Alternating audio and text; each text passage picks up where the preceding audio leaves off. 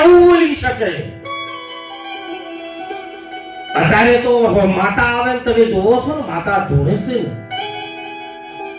શું મારા બેટા ધૂણવા ભોન રાખતા નહીં? ભોન એક જણો હમણાં કેવું બોલ્યો, તમે જોયું? ઓનલાઈન જોયું છે? ફલાણા કુમની દીકરી ફલાણા કુમમાં આવતી રહેશે, તું તાર કઈ કંકુના. હવે માતા ઠેઠો બોલો, આવા પ્રેમ લગ્ન કરવાય માતા જાય? એટલે આ બકવા કરો પણ માપ નો કરો. માપમાં જેટલું લોટમાં લૂણ ખટતું હોય ને એટલું બોલો, વધારે બોલશો નહીં. અને માતાજીની ભાષા બધા ધૂણો તમે તાર. ઓમ અસલમાની ભાષા તો સંસ્કૃત છે. માતાઓની અને દેવોની ભાષા કોઈ હોય ને તો એ સંસ્કૃત છે. તો તમે સંસ્કૃતમાં 1 કલાક બોલો તો હું માનું. તમે બોલો તો ખરા કે યદા યદા હિ ધર્મસ્ય ગ્લાનિર્ભવતિ ભારતઃ અભૂતથાનં ત્રણાત્માનં સુજામ્યહં પરિત્રાય સાધુના વિનાશાય ચ દુષ્કૃતામ સંભવાની યુગે યુગે. આટલો ગીતાનો શ્લોક બોલો, હું તમને માની જાઉં. શું બકવાસ કરો છો? તમારી આંખમાં તાકો ને તો એની આંખમાં ખુમારી નહીં. એમની આંખ નિર્મળ હોવી જોઈએ, ચોખ્ખી હોવી જોઈએ. કાળા કોમ કરી કરીને આપણી આંખ કાળી થઈ જાય હો. અને માં સાચી છે, દેવી દેવતા સાચા છે, પણ આ જૂઠાના હાથમાં એમની કોડી ના કરી છે. જેના જેના માં કામ કરે છે હું માનું છું. હું સનાતન ધર્મનો છું, હું કોઈ નિંદક નથી. હું સનાતન ધર્મને માનું છું. દેવી દેવતાને એટલા જ માનું છું જેટલા મારા શિવને ભગવાનને માનું છું. પણ તમે માતાજીને બદનામ કરો છો. માં કોઈ દાડો પ્રેમ લગ્ન કરાવવા જાય? અલ્યા ઢોળવાની હદ મેલી હવે તો, અને લોકો થૂકશે તમારા ઉપર. માનો માં સારા કાર્યમાં ભેગી છે તમારા. બહુચરાજીની અંદર માં બહુચર રહી, વલ્લભ ભટ્ટનું કામ કરી કીધી, જાત જમાડવા આવી કે હવે માં ખવરાવે. હું માનું છું માં ખવરાવે, માં ભૂખ્યા રાખે નહીં. પણ આ તો મારા બેટા હવે ન કરવાનું માં કોણ કરે? અરે માતા આવી હોય તમે ભૂખતા હોય ને કે હું તો માફું છું.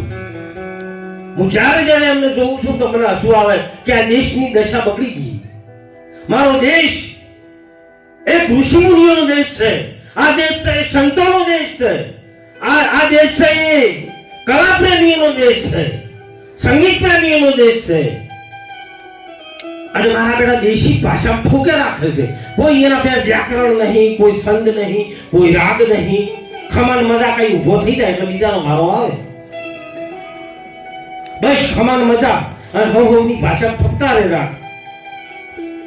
ધૂણો માનો, માની સેવા કરો, બહુ દીવા અગરબત્તી કરો, માનો. પણ એટલું જૂઠ ના ફેલાવશો કે દેવી દેવતા ઉપરથી કોઈની શ્રદ્ધા ઉઠી જાય. આજ બીજા લોકો આપણે નસી રહ્યા છે. અમારું અંતર બને છે. હું કોઈ ભુવાની કાપણી નથી કરતો. હું દેવીને માનું છું, શક્તિને માનું છું. હું જાતે એનો ઉપાસક છું. મેં આજ દાવજી પણ 40 વર્ષથી એની સેવા કરું છું તો હજી મારા કોઠામાં આવી નથી.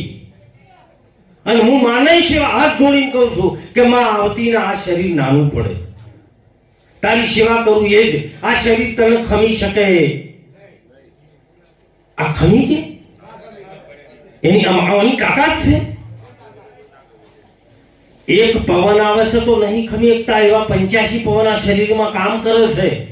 મેં શાસ્ત્રોનો અભ્યાસ કર્યો છે, પછી બોલું છું. 85 પવન હજી ચાલે સુખ ધારા, નીક પવન ઓળખાવું તને ન્યારા. એમ રોમાપીરે કીધું છે કે 85 પવન આ શરીરમાં ચાલે, એમાં એક 85 માંથી એક આઘા પાછો થઈ જાય ને તોય તમે ઓબળીએ ખાવા મળો, તોય લોબા શેર થઈ જાઓ.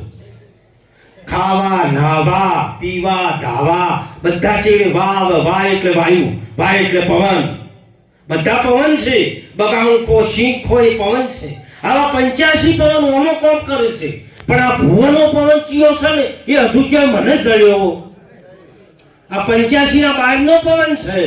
આ પવન એ રોઈ નથી. 85 પવન હરજી ચાલે સુખ ધારા, એ સુખ આપે. સિંહ આવે એટલે આનંદ આવે, બગાઉં ખો એટલે આનંદ આવે છે, સુખ થાય શરીરમાં. એવા 85 પવન નીકળશે આ શરીરમાં અલગ અલગ જગ્યાએ છે.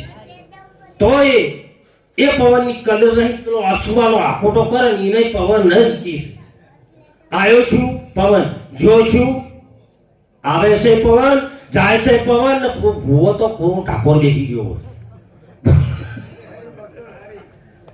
આવે છે એ પવન અને જાય છે એ પવન. અને આ પવનની રમત આમાં છે, સંતો એ જ કે છે કે પવનની જ ચાલે છે હો. એના ઘરનારાને તમે ઓળખો, પારખ થઈને પરખો. હે રામ કને બનાવ્યો પવન, જો જો તો હરખો. અને આ ચરખો નહીં રે હરખો. આખા પાછો પવન થાય ને થાય. પણ તમારી પવનને પરખવાની રીત તમારી જોડે હવારે તમે ઉઠો ને એટલે જે નાળીમાં પવન વધારે ચાલતો હોય ને એ પગ તમારે અહીંયા મેળવાનો, ખાટલાના નીચે. આખો દાડી જો છો એ તમારે હમું ને. આ ગુરુ મંત્ર જ છે. આ સ્ટેજ ઉપર ચડો ને તો તમારી નાળી જોઈને ચડજો. જે નાળીમાં પવન ચાલતો હોય એ પગ પહેલો સ્ટેજ ઉપર મેળવો. કોઈ દાડો તમે પાછા નહીં પડો, ફિયાસ્કો નહીં થો નહીં.